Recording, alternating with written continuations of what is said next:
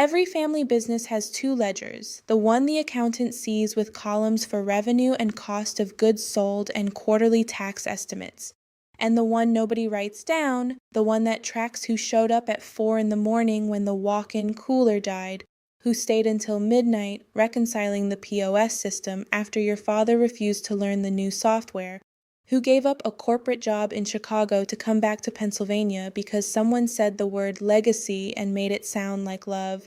My name is Margaret Chen, and on a Tuesday afternoon in October in a conference room that smelled like my grandfather's aftershave and my mother's disappointment, I watched my parents hand my older sister a business I had been running in everything but title for 7 years. 30 days later, Claire called me 16 times in 4 hours. I answered once. Before I take you to that October afternoon, please take a moment to like and subscribe if stories about women who stop building other people's empires mean something to you.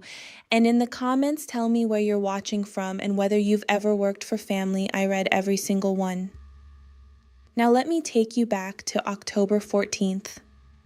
The day I made one decision my parents didn't know I was allowed to make. I pulled into the gravel lot behind the Belmont Inn at 2:47 in the afternoon. The inn sat on 4 acres in Lancaster County, 20 minutes outside the city, close enough to pull wedding business and corporate retreats far enough that you could hear the wind at night. My grandfather had bought it in 1987 with a VA loan and a handshake.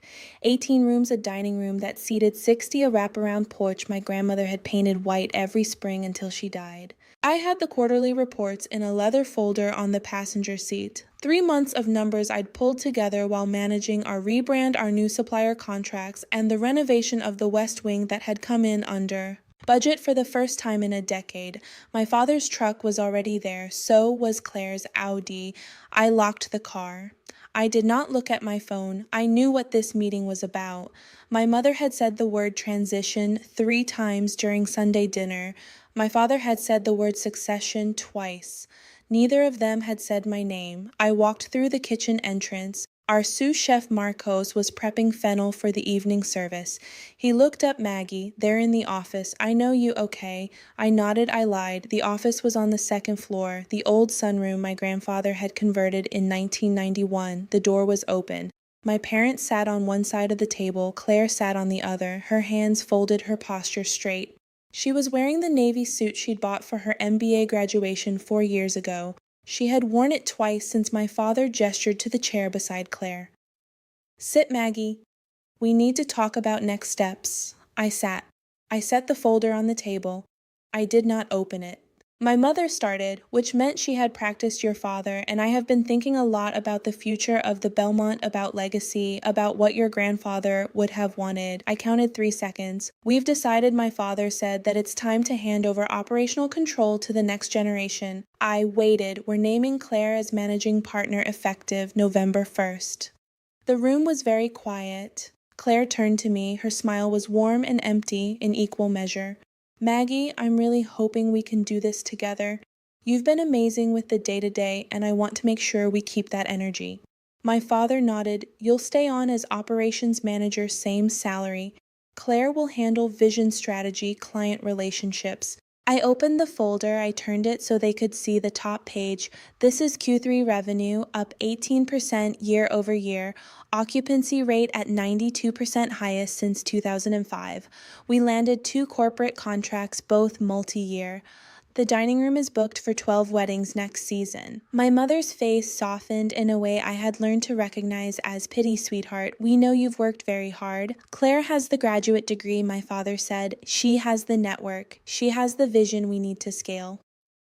I looked at my sister Claire. What's our current food cost percentage? She blinked. I'd have to check the numbers. 22%. I renegotiated our supplier contracts in May. The target is 24%. We're beating it. My father cleared his throat. Maggie, this isn't about 1 quarter. What's our occupancy rate in January? Claire, Maggie, 61%. I built a winter package with the distillery down the road. We're projecting 74% for January through March next year. My mother put her hand on the folder. Margaret, this is not a competition. I closed the folder. You're right, it's not. I stood up. I'll stay through the transition. I'll document everything. I'll train Claire on the systems. My father looked relieved.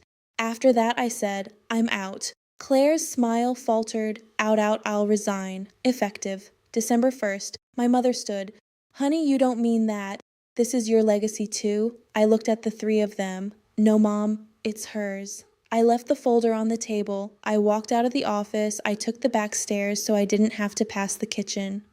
When you've spent 7 years building someone else's retirement plan, the day you stop feels less like quitting and more like waking up. I drove back to my apartment in Lancaster with the windows down, even though it was 53 degrees. I had been living in a 2-bedroom above a bookstore on Prince Street for 4 years. The rent was cheap because the heat was inconsistent, and the previous tenant had painted the bathroom the color of a bad avocado. I had repainted it white. I had installed shelves. I had learned to live in 600 square feet because I'd spent 60 hours a week at the inn and hadn't needed more space than a bed and a coffee maker. I unlocked the door at 4:18. I made tea. I sat at the kitchen table with a notebook I'd been keeping since my father's first heart attack 3 years ago. The notebook was gray, cloth-bound, the kind you buy at a stationery store when you're pretending you'll journal, but you actually just need a place to write things down so you don't lose your mind. I opened it to the first page. August 2019, renegotiated linen contract saved $14K annually. I turned the page. October 2019, installed new POS system, trained staff. Dad still doesn't know how to run a report. I kept turning. March 2020, pandemic shutdown, pivoted to takeout in 9 days. Kept staff employed. June 2020, PPP loan paperwork. I filled it out. Dad signed it. November 2020, dining room reopened. I rewrote the menu with Marcos revenue recovered to 81% of 2019 by December. Page after page, 3 years of late nights and early mornings and problems I had fixed while my father told the Rotary Club that resilience was in the Chen family DNA. I took out my phone. I opened my banking app. I had $67,000 in savings. I had no debt. I had been putting away money since I'd come back from Chicago in 2017 because some part of me had always known this day would come. I opened my email. I scrolled back to July. There it was, subject hospitality consultant, NYC firm. I had ignored it at the time. The recruiter had found me through a referral from a former colleague. The message had been flattering and specific. They were looking for someone with operational expertise in boutique hospitality, someone who could come into struggling properties and fix them. The salary range was $140K to $165K. I read the email twice. I hit reply. Hi, Jordan, is the position still open? I'm interested in learning more. Best Maggie Chen. I sent it before I could stop myself. Then I made a list. I titled it, Things Only I Know How to Do, Supplier Login Credentials, 6 accounts all in my name, POS system, admin access, new booking software. I set it up. I'm the only one trained, preventive maintenance schedule, HVAC, boiler, kitchen equipment, vendor relationships. I negotiate all contracts personally. Weekly staff schedule. I've written it for 4 years. Private event contacts, 18 repeat corporate clients, all my relationships. I looked at the list. I added one more line, 8 Sterling Foods contract, personal guarantee. That was the one that mattered. In May, I had renegotiated our contract with Sterling Foods, our primary supplier for produce, dairy, and dry goods. The owner, Tom Sterling, had known my grandfather. He'd been willing to lower our prices by 11% and extend net 60 terms on one condition. He wanted a personal guarantee from someone he trusted. My father's credit had been rocky since 2018. The business credit line was tapped. Tom had looked at me across his desk and said, Maggie, I'll do this for you. Not the business. UI had signed the guarantee on May 22nd.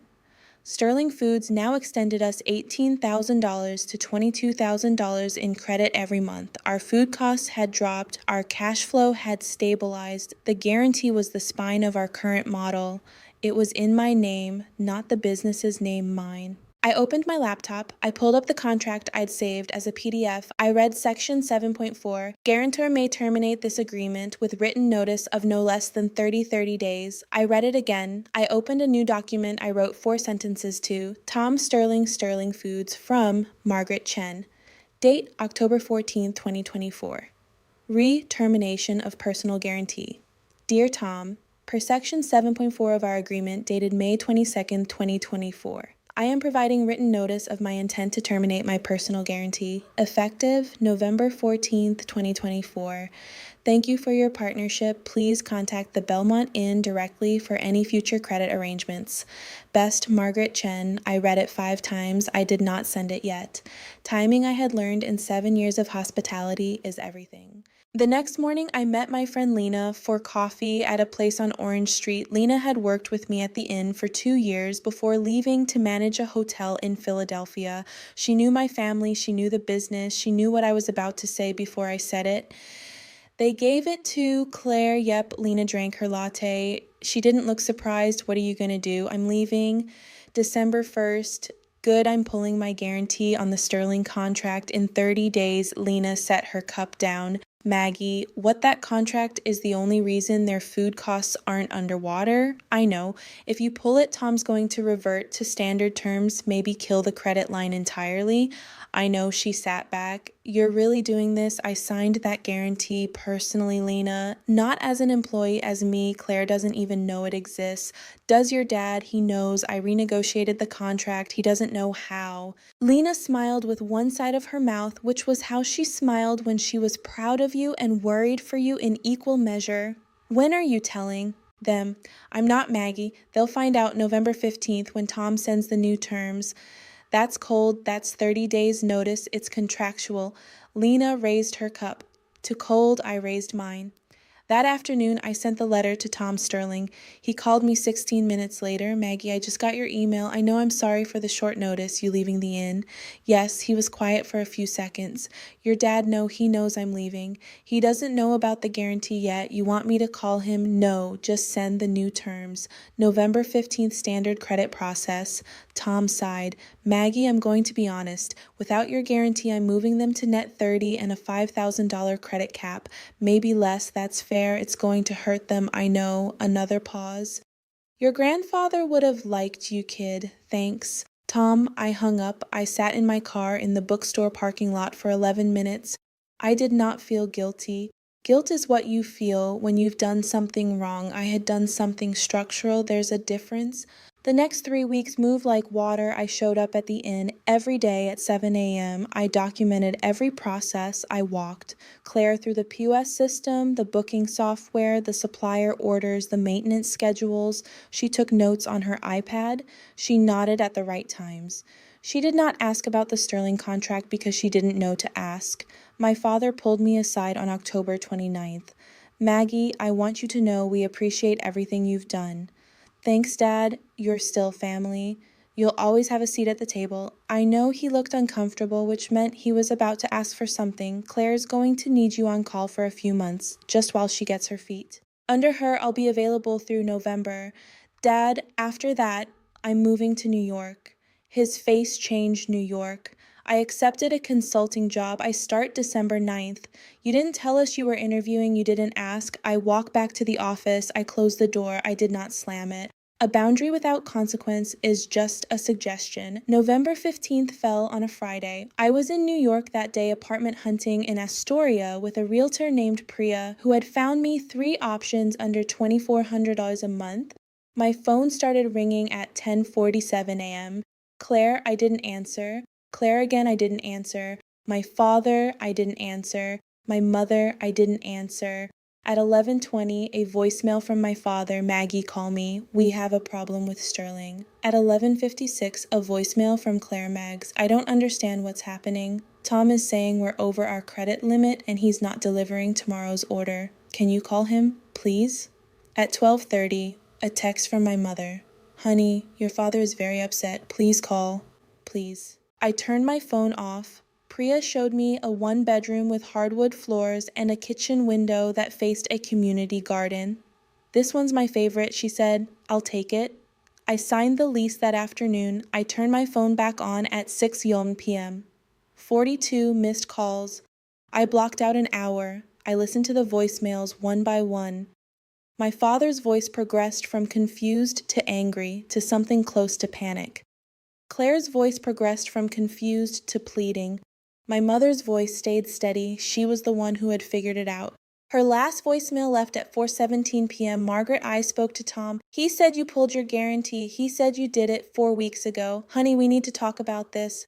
This isn't fair. I deleted them all. I opened my text thread with Claire. I typed 4 sentences. Claire. The Sterling contract was under my personal guarantee. I terminated it per the 30-day notice clause when I resigned.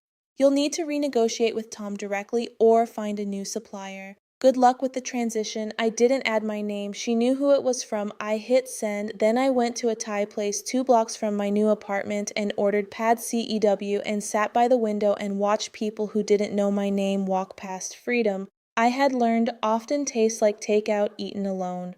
Claire called 16 times on Saturday, November 16th. I answered on the 17th call at 2:38 in the afternoon. What, Claire? Maggie, oh my God, thank God I've been trying to reach you all day. I know we have a wedding tonight. 140 guests, Tom won't deliver. We don't have enough proteins. We don't have dairy.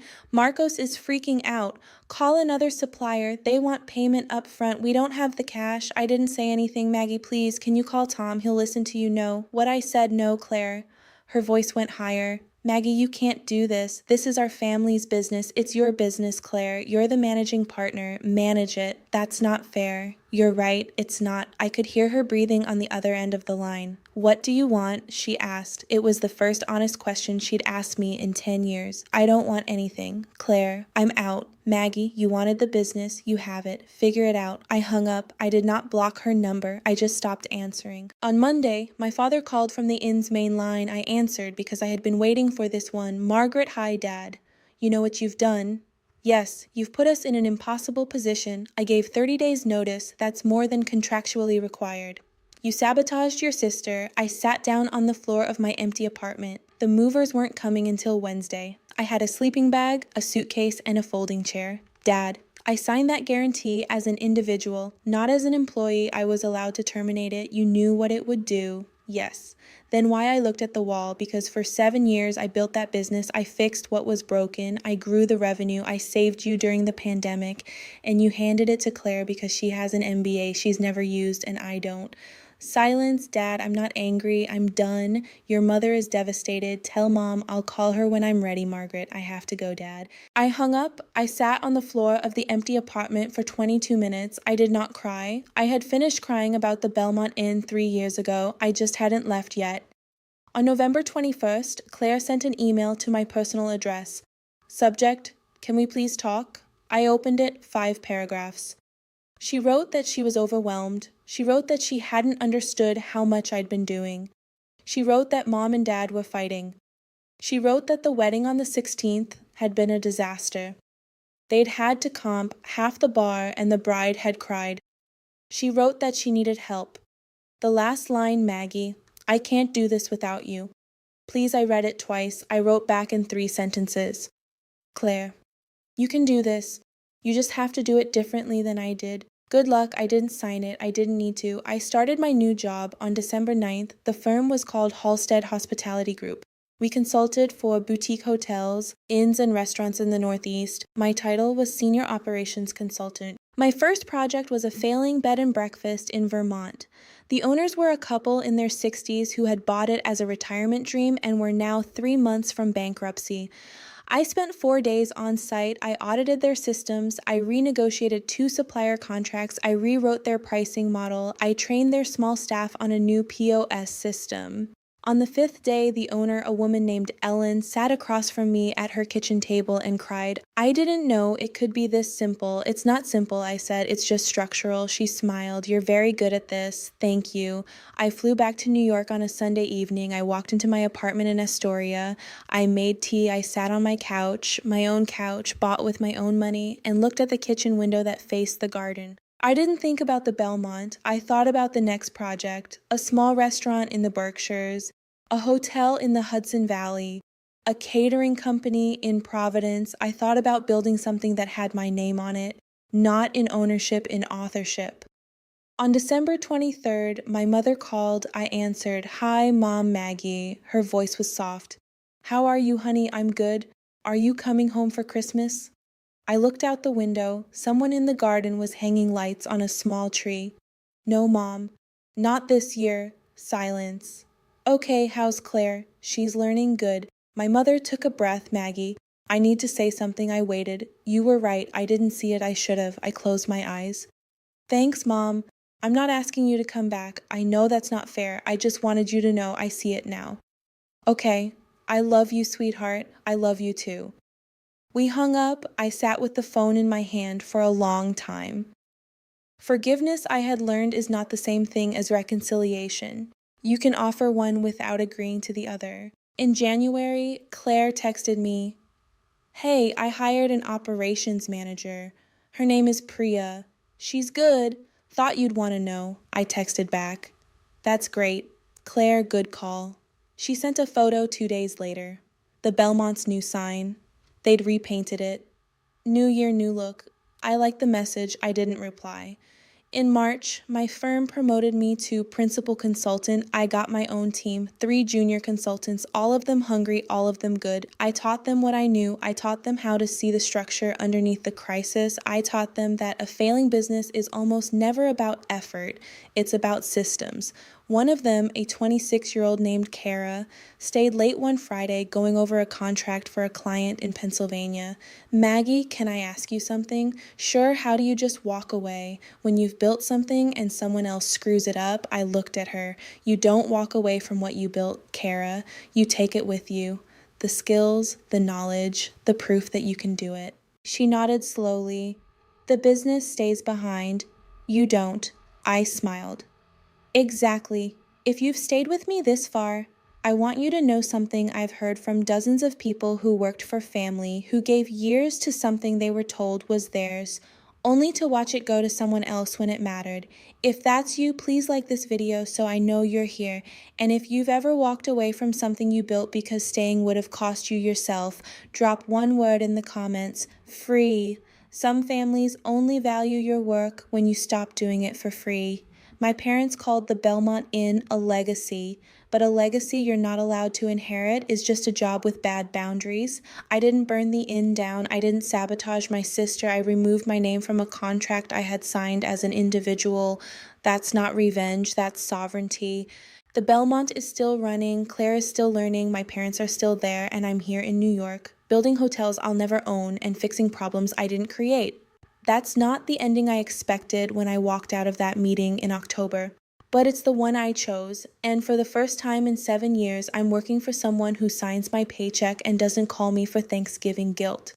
Before I go, I'm working on a follow-up story about what happened to the Belmont 6 months after I left and the call I got from my father that I didn't see coming. It'll be linked in the description when it goes live. Until then, take care of yourself and remember, you don't owe your family a lifetime of unpaid labor just because someone used the word legacy. That word only means something if you're actually allowed to inherit it. Every